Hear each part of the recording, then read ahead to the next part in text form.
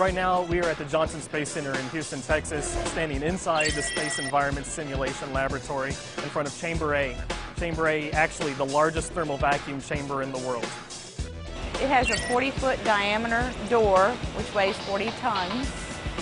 The door is hydraulically operated, and it's perfectly balanced. It's so balanced that two people can push against the door and move it. Chamber A is currently undergoing upgrades so that it can house the largest satellite, the James Webb Space Telescope, in its testing for the space environment.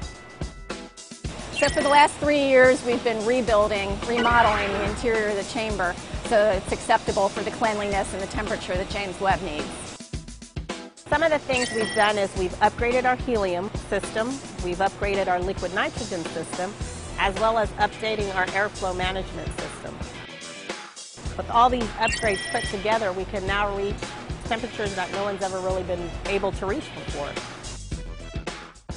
Where we're actually going is 11 Kelvin, which is 11 degrees Celsius, essentially, above absolute zero. So the absolute coldest that we can get to is possible, not even really possible.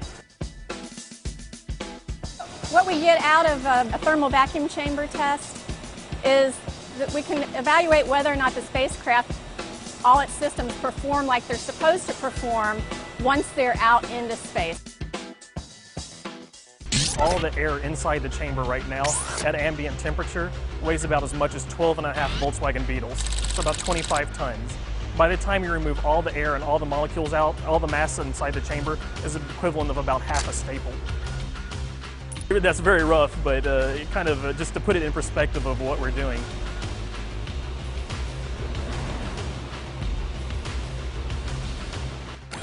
Chamber A was originally built as a simulation for the Apollo mission to test the Apollo capsule.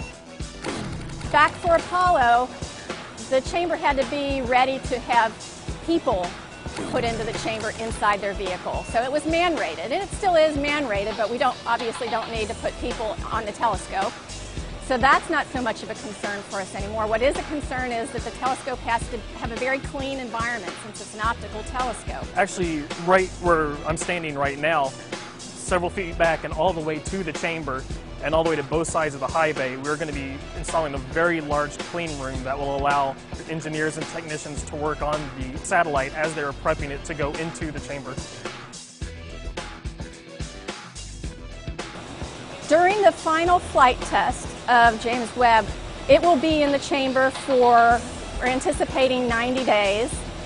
The first roughly 30 of those days, we will not be doing anything more than cooling it down because it's just got to radiate all of its heat out to those cold shroud walls. It will take a long time for it to drift down to its eventual operating temperature. Then for the next period of weeks, they'll be running tests on the instrumentation systems. And at the end, will take us about another 2.5, 3 weeks to warm it back up so that we can bring it back out into the Houston humidity.